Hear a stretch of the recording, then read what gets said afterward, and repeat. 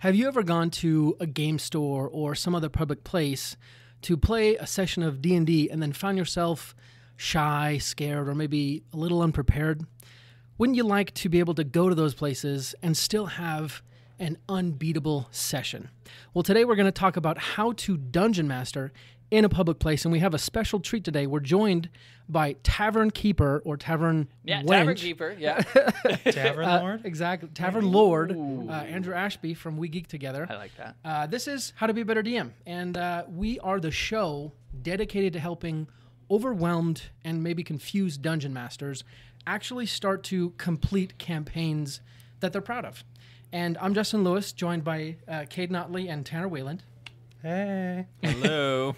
And together, we've been helping dungeon masters solve these problems for over 130 episodes now, and we'll keep going strong. I thought you were going to say 130 years. I was like, Well, I mean, fantasy years, Vampires. definitely fantasy years. So, yeah, I knew but it. thanks for joining us, Andy. Heck yeah, thanks for having me on. I really appreciate it. Yeah, it's always fun to do these in-person shows. And for those of you who listen to the end of today's show, Andy is going to give you a little bit of a teaser, really a surprise for the upcoming Dead Wars event, which is a world record-breaking D&D game, 3,000 plus players on May 3rd and May 4th. And for those of you who are outside Utah, outside the United States even, this is going to be even more important and more fun and cool for you. But let's jump Agreed. right into it. So you are in a very interesting situation compared to most DMs out there. You have a I store. run a gaming store. Yeah, you Yeah. run a gaming store. The public place. Yeah. Exactly. So you've been able to see probably both the good and the bad in terms of dungeon masters coming. And I think probably the best place to start is when it comes to being a dungeon master in a public place. What are the rules of etiquette that people should follow, and sometimes maybe they don't? Yeah, absolutely. There's a different implied standard when you are playing in public. Like, if you're playing at home on the couch with your other buddies, you could be laying on the floor or have your feet up in the air, eating Cheetos, whatever, that kind of stuff. On your belly, that kind of stuff. Your friends don't mind, but in a public space, you probably don't get away with that. And if you do, well, people will be looking at you weird. So you do kind of have to be aware of that. That being said, if you have a good group of players, the energy and the fun that you can have at the table, I say, is completely comparable to what you can have at home. If you have the right group, it's still a blast to play. And sometimes playing in the right atmosphere can even get you more in the state of mind. No, absolutely. Do you find that, or have you ever heard any people like that play at your store? Do they ever feel self-conscious or worry about their volume or anything like that? It's usually new players who feel self-conscious about it. I mean, new players were already self-conscious about playing D&D for the first time, and so then it's just kind of compounded on when they're playing in public. We offer a lot of experiences for brand new players. I have DMs, and brand new players come in all the time. And so if you have a good DM who's welcoming, who can break the ice and assure you, like, oh, hey, this is a totally fine place to be a little silly, maybe use a silly voice, and not know all the rules. It's okay if you don't know your character sheet. We're just here to have fun. And so I think really what you guys probably agree with, the dungeon master sets the tone of the game. Yeah. So if the dungeon master's relaxed, having a good time, the players will get there too pretty quick.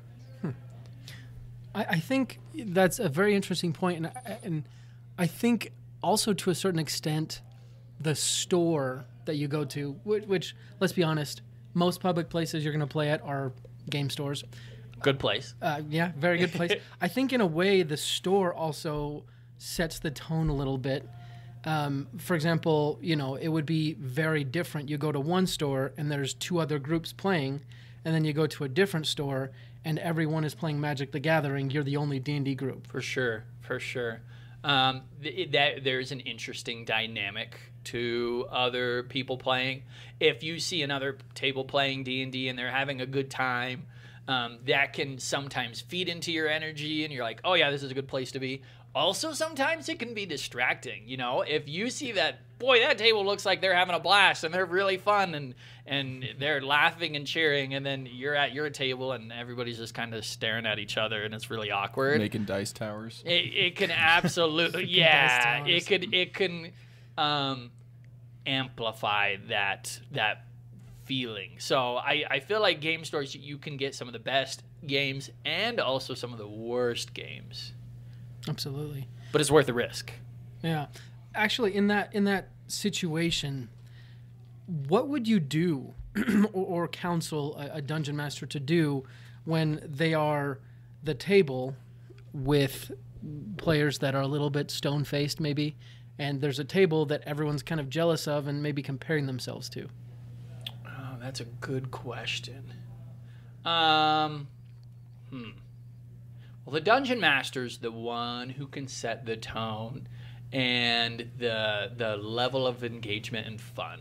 So if you can just be like, hey, you guys, let's do a shopping episode, or let's orcs attack. Just suddenly you're just like, oh, shoot, the dragon just crashed through the window. What are you guys going to do? Like, if there's low energy at your table, I feel like one of your jobs as a dungeon master is to read read your players and be like, hey, all right, they're not engaging with me. They're getting distracted by other stuff.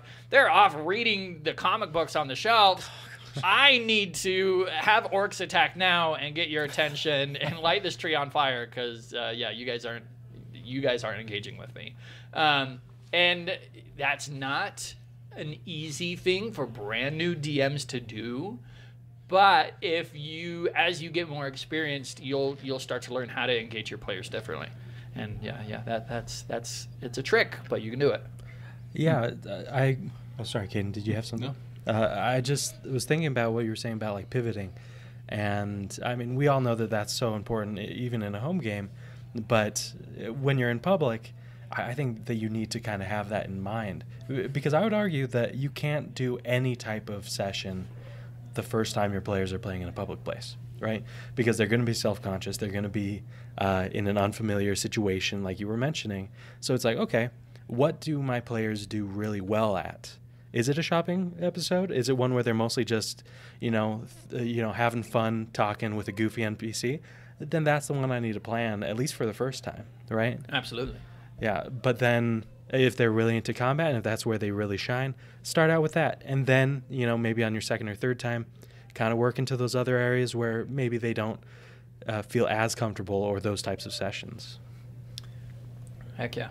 So, kind of radical. Oh, did you want to say something, Caden? No. Sorry, you raised your hand. You guys are so polite. I know. When I'm just like, screw you, because I do my podcast with my brother, so I'm like, well, see, that's different. I don't care about you. Yeah, exactly. I keep seeing Caden's hand move, and I'm like, yes. It's because I'm a really tall guy, and so I This just is have to. this is a short table. Yeah, he's a Goliath, and I'm a dwarf. Or Crampton. We have very different needs and stuff, but that's a weird way to say it. I wish I didn't say that. It's on record. We ain't editing that out. A DM pro tip: we all have our needs. Yes. Okay. Exactly. Very kind of radical question. Is a game store a good place for a first-time DM to run their first session? Ooh, boy. I love this question because I have theories. I have absolute theories. So, I think a game store is a fantastic place for a first session for many people, but not for everyone. And really, this is what it comes down to. When you, where are you going to hold your D&D session? Okay. If you are a college student and you're sharing an apartment with these other college guys, and you're bringing over your friends, okay, and you're crammed around a little kitchen table, and then your roommate comes in and he's watching TV, or if you're kind of a young adult and you've got kids who are running around screaming and they're watching Bluey, like, it all depends on what your at-home environment is. Now, if you are a dungeon master who's invested in a basement and they've turned it into like the ultimate gaming space with like LED lights and a whole library of miniatures, A game store will never be able to beat that. But a game store will absolutely beat the pants off of college apartments, busy homes, because really the most important thing to me is the immersion. And there's so many things in a house that can distract from that. Be it a TV, being it crying kids, being it a pet. There's so many things that distract from that. So it really depends on your play environment. If you have a noisy apartment and a lot of distractions, think about going to your local game store, because there's a lot of local game stores that have corner tables, tables that are far away from them. There's even game stores, and you guys are sitting in a private room that we're working on to turn this into a private room for gaming. There's game stores that have private rooms for gaming. And so you could absolutely get a really immersive, quiet game. And it even depends on when you play. If you come in on a Wednesday night, for example, and there's no events on the game store, that's going to be a really chill store, versus if you come in on Friday Night Magic, so there's so many variables to that. My answer is game stores are a fantastic place to play, and definitely a step up with a lot of the busy things that people have. But if you have a dedicated gaming space, like, use that dedicated, you built that dedicated gaming space, use it. Don't go to your local game store if you can beat it. Absolutely. So yeah, that's my 2 cents. I would even add on to that, because and I know not every game store is like this, but at least here at We Geek Together, I really like that you have a lot of minis available. You have a lot of tools, right? Like, a lot of the tables have a screen on it, and I feel like for at least newer DMs, having those tools that they don't need to buy themselves, it just makes it an extra step easier, Yeah, well, that's absolutely a focus for me. I want this to be a D&D, a TTRPG store. So I absolutely provide those. I know there are other game stores that provide that to some extent. I work hard on my atmosphere. I've somewhat soundproofed my store.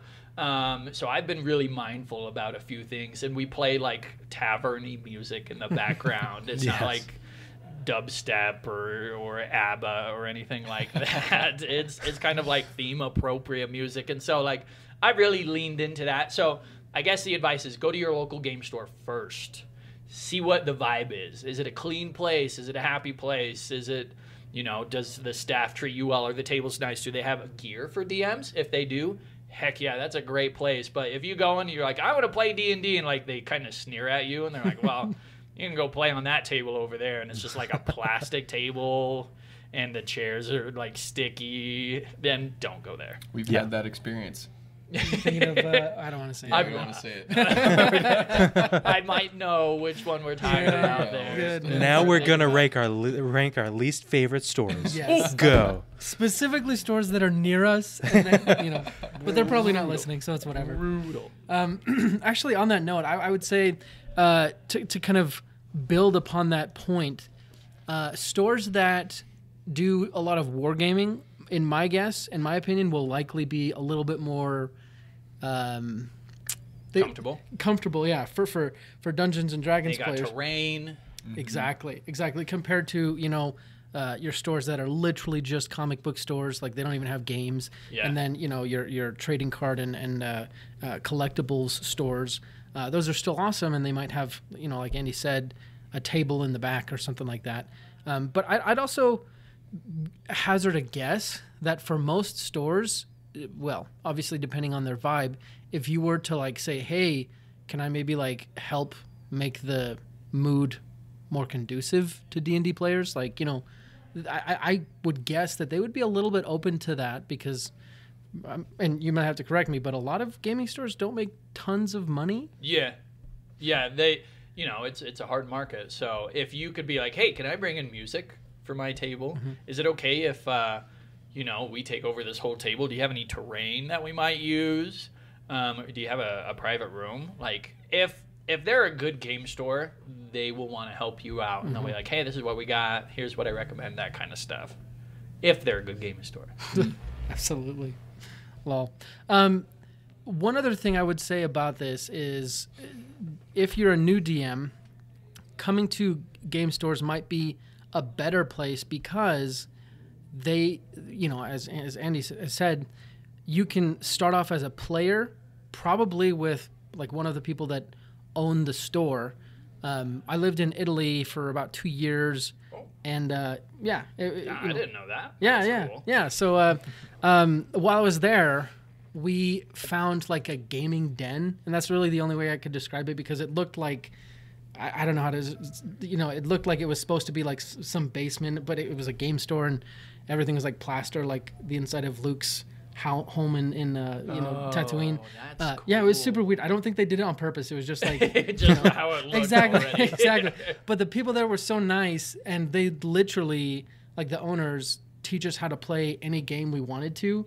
I learned how to play Zombicide there, which is an awesome, board game. But they did have D&D there if we wanted to, but the person I was with didn't want to. But my point is, Rightfully so, because it's satanic. yeah, well, I mean, come on. The 70s were right about a lot of things. Oh, yeah. But you can learn as a player from the people in the game store, and then they can, if they're willing, they could probably coach you through your first session, right? Yeah. Or they know DMs, or they have resources. Exactly. Yeah, no, local game stores are fantastic wealths of knowledge for the community. Great people. You can find people who play. Even if the store owners can't help you, there's other people. Justin here from How to Be a Better DM. We are weeks away from releasing our new actual play D&D show. It's going to be called Pact and Boon, and we're really excited about it. I wanted to take a second today to introduce the character that I'm going to be playing in the show, Jolland Grey. Jolland is a 6-foot-tall Earth Genasi, and he has tan skin that is almost the color of Red Canyon rock. He has black onyx eyes and a scar that runs from right above his left eye to right below his left eye. He has a large chestnut-colored beard and hair, and he's actually balding on the top of his head. He has a bit of a paunch. He's a bit portly. He's always smiling, which is why most people actually call him Jolly. At any given moment, you can expect Jolly to be wearing luxurious clothing because he was a very successful businessman and he loves the luxuries of society. When he's traveling as an adventurer, though, he wears as much armor as he can. You see, Jolly is an artificer, specifically an armorer.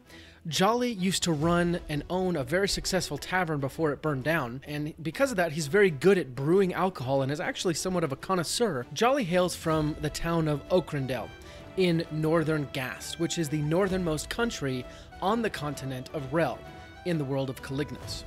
Jolly is a happy-go-lucky person, and really, the only thing motivating him right now is revenge.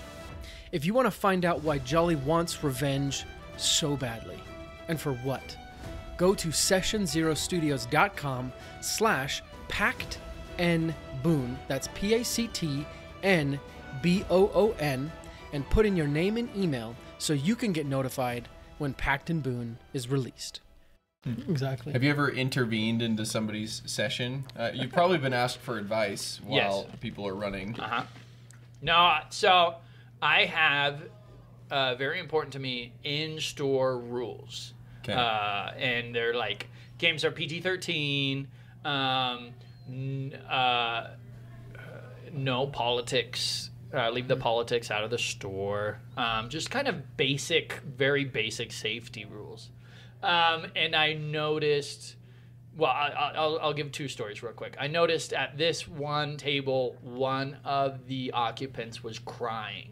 But it turned out one of the players at the table was being very controlling over this player. They were telling him, no, you should do this. This is how you play your character. You're not playing your character right, and that kind of stuff. So they were being very controlling.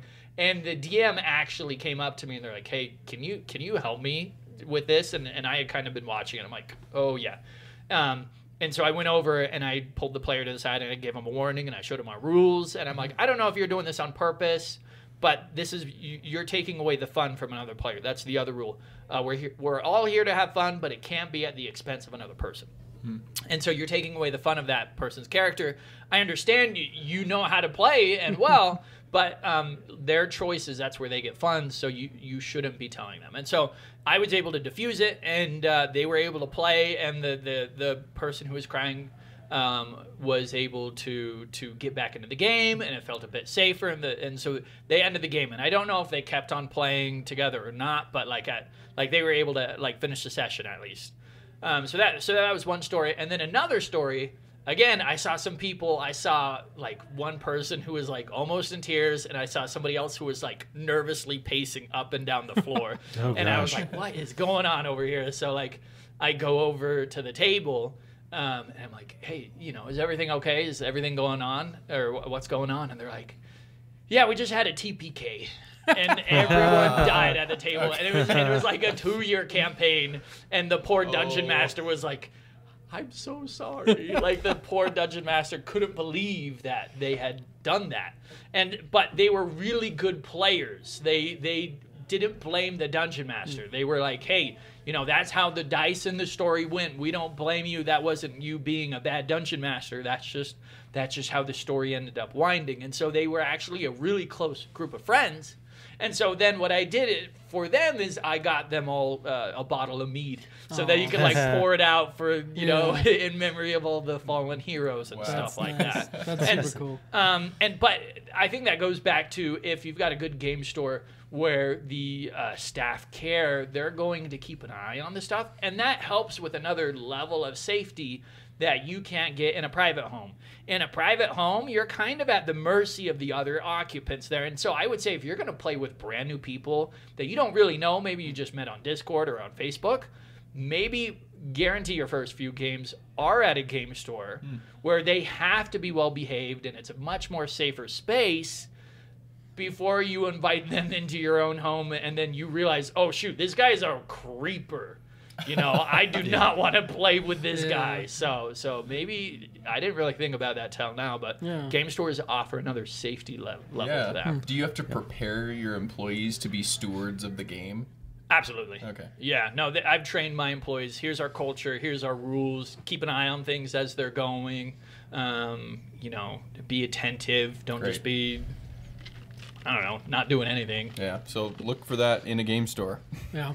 It sounds like in that way, it's sort of like dating on the dating apps and stuff.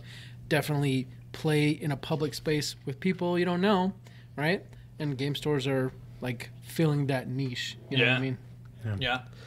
I also feel like this kind of makes me appreciate more DMs who, regardless of place, are able to create a safe environment, period, Because I was thinking about it, I was like, oh, there's a reason why you'd play publicly, in a game store versus a library, just because one is, hey, it's kind of built for that and it's expected and you can feel safe there. One, that's not really typical. And I think we take it for granted, like you were saying, about like while we're playing at home, assuming that's a safe place, but that's not always the case because sometimes people are coming in with weird power dynamics or like weird agendas and realizing like, hey, whether you're public or at home, if you don't set up the right environment, it's not going to be fun, period, right? Absolutely. Yeah.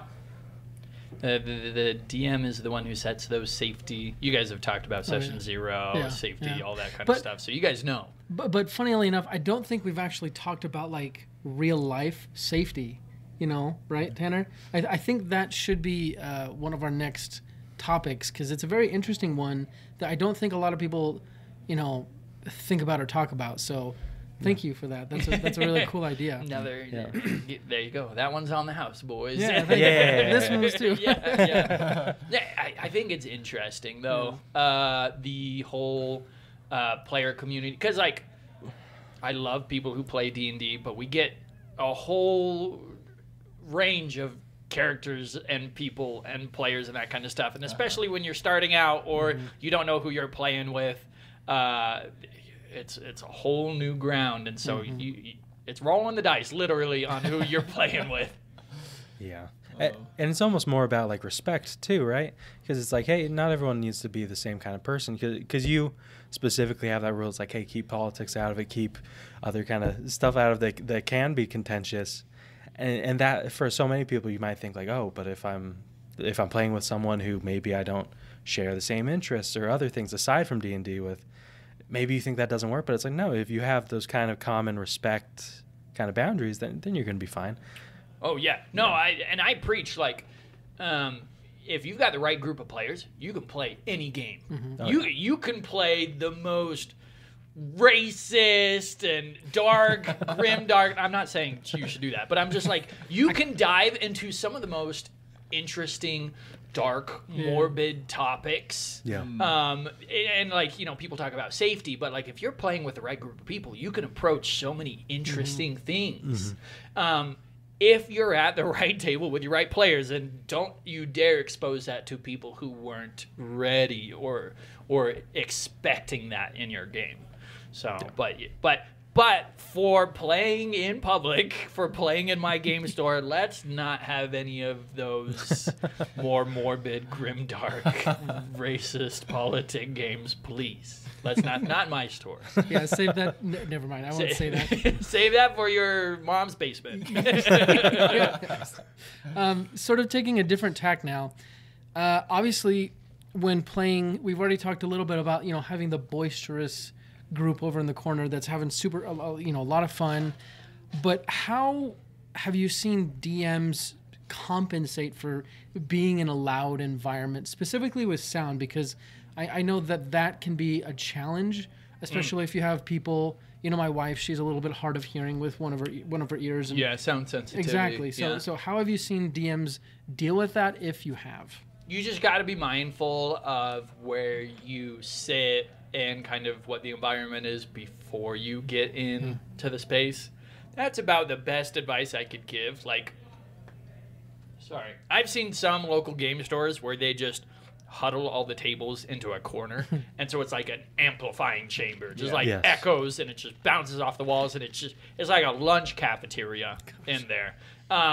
I have been very conscious about my store design to, like, I have a wall that splits down the entire middle of my store, so like you can be on one side of the store, it could be pretty loud, and then when you walk to the other side of the store, it's suddenly a lot more quieter. So yeah, I don't know. I've taken steps to really try to separate noise and be mindful of that.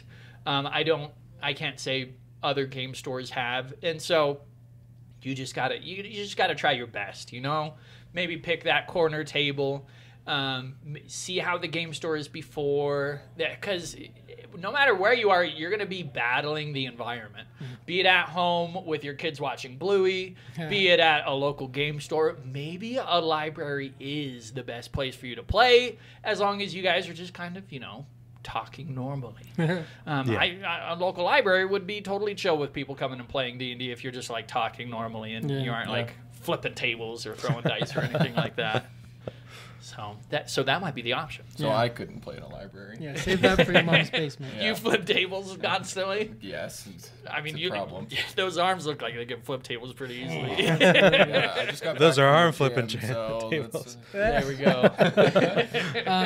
Sort of a weird question, but have you ever, maybe something like this doesn't exist, but have you ever thought about like foldable panels that are somewhat soundproof that you can like kind of cordon around? You know those Chinese changing something like yes, that. Kind of yes. So I have one of those, and I've been kind of playing with it. Maybe I have like 3 or 4 of them kind of stuffed in the corner, and then we put a blanket over it, that kind of stuff. Right. So if there's 2 tables that are right next to each other, you could just get one of those little folding screens, put it in between to give you a little bit of privacy.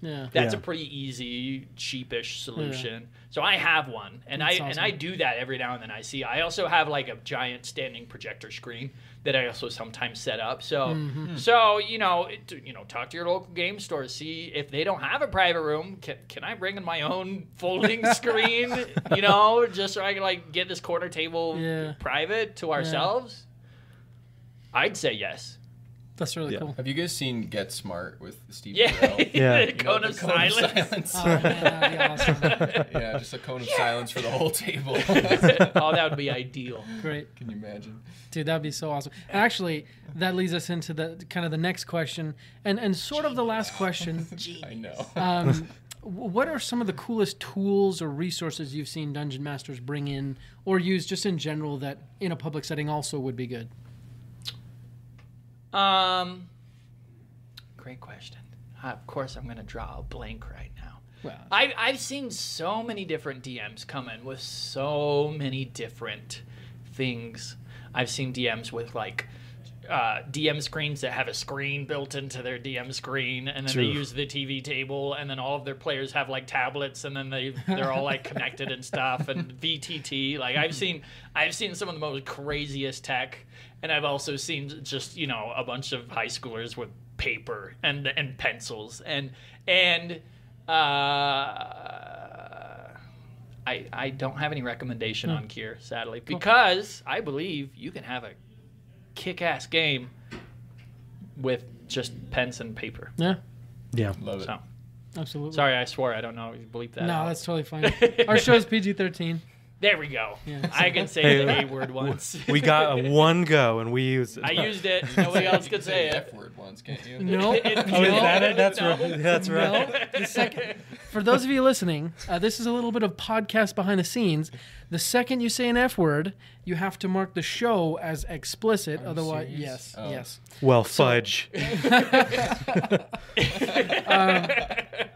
Awesome. Yes. I'm sorry. So now that we're at the end of the show again, Wow, that's so cool how that works. time travel. Magic. But thanks so much for being here with us, Heck Andy. yeah. We've really enjoyed it. I could talk about this forever. So. Perfect. I mean, we'll come back Thank definitely you, because we have a thank you. podcast talking about this kind of stuff. But let's finish up the show. First of all, we want you to tell everyone how they can reach out to you, support you, see what you're up to, but also tell us a little bit about Dead Wars and, if possible, reveal your secret. Secret Exactly. stuff. Secret stuff. Secret secrets. Yeah, so I'm Andy. I run a game store in Provo called We Geek Together. If you're in the nearby area, come and enjoy some mead and play at my tables. It's a great time. And you can find me on all the social medias except for X. I'm not on X, but everything else is under We Geek Together. So I got YouTube, Instagram, TikTok, all that jazz. And if you want to support us, I'm actually revolutionizing. Boy, that's a very prideful thing to say, but I believe I'm going to be the future of local game stores in the bit. So we've got some really exciting stuff coming. Speaking of, this is just a little teaser, but the Dead Wars is going to be the biggest game ever played. History. I mean, we did one last year, and this is going to beat the pants off of it. But if you can't make it to the event, Which is in Provo, Utah. okay, and you should definitely come because we're doing some amazing stuff there. But if you can't make it to the event, I'm going to tell you guys how you can still aid the war. April 2nd. You can fight in the war. More news coming. Awesome. Love it. Yeah. Love it. Definitely check that out. But now, to end the show, let's just each go around and give one final tip for the dungeon master venturing into the public place who might be a little afraid, might be a little scared, and perhaps embarrassed. And this tip is going to get you through that shame, embarrassment, and fear, and you're going to have a great experience. So we'll start with Caden, and we'll just go down. Putting you on the spot. Yeah. You got to go first. I hope you got something. Sure, I'll come up with something. I think my advice would be take advantage of the tools that you're going to have. Make the best of it. Try to forget that there are other people around you watching. Just commit just like you would if you have players in front of you to an NPC. The other people who are around you probably don't care what you sound like or if you mess up. So that would be my advice. Just get out there and do it. Love it. Yeah. You stole mine. I good. normally say to commit. Well, you told him to go first. Yes, I That's did. what you That's get. my fault. Normally, I say you should commit, just like the Jonas Brothers. But if you want to know about that, you gotta email me or whatever, or Instagram. But since Steal Nike. yeah. But since he took my advice, I think the next thing I would say is go to your local game store, get to know the manager. Thank you. Hang out there a little bit, kind of size up the spot, and then when you go, you should be excited because it's kind of a fun experience. You're in this new situation, new scenario, and you're going to have tools, like Caden said, that you didn't have before, and it can really become sort of this event rather than, we're just playing D&D with some friends at this place. You can kind of make it special for yourself. Well, that was going to be mine. No, I'm just kidding. So I think for me, it would be make sure you're creating a place and a group that you're fine playing anywhere with.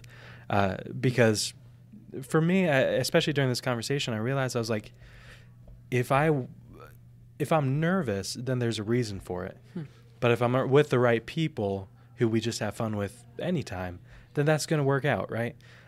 And also, like, if you go to a game store or to any place in your local city that you feel like is a very welcoming place, then that's also a great place to do it. And so if you feel like, oh man, I'm not sure, then you can create that. You can create that kind of group, that kind of setting, and don't settle for anything less, because it's like you should only enjoy your time playing, right? Well said. Well said. Dungeon Masters, remember, your players are just as scared of you as you are of them. Maybe more. And the other people at other tables are also just as scared of you as you are of them. Yep. So just, take that with some pride and be the scariest DM you can. Love it. I love it. And hopefully that kind of pushes you on to many TPKs. Let us know. No. Maybe that's not good advice. Exactly. I'm sorry. No. Don't be scary. Exactly. Don't be scary. Well, thanks again for joining us on How to Be a Better DM. Heck Just yeah. like always, It was fun. we're the podcast to help you, the Dungeon Master, who already has so much on their plate, actually get to each session and each campaign and do a little bit better each time. We'll be back next week with another awesome and fun episode. I've been Justin. This is Tanner and Caden, and obviously Andy. And next time, or until next time, let's go ahead and roll initiative. Heck yeah.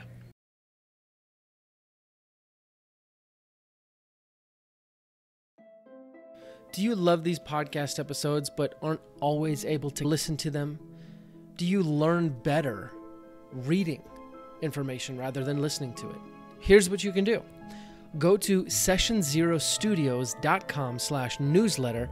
Sign up for our weekly newsletter. You'll get tips and tricks sent directly to your inbox in written format that you can read and reference whenever you want. You'll get tips that we don't share on the podcast and bonus techniques that, frankly, no one has ever heard before. Again, sessionzerostudios.com/newsletter and get those free tips and techniques right to your inbox every week.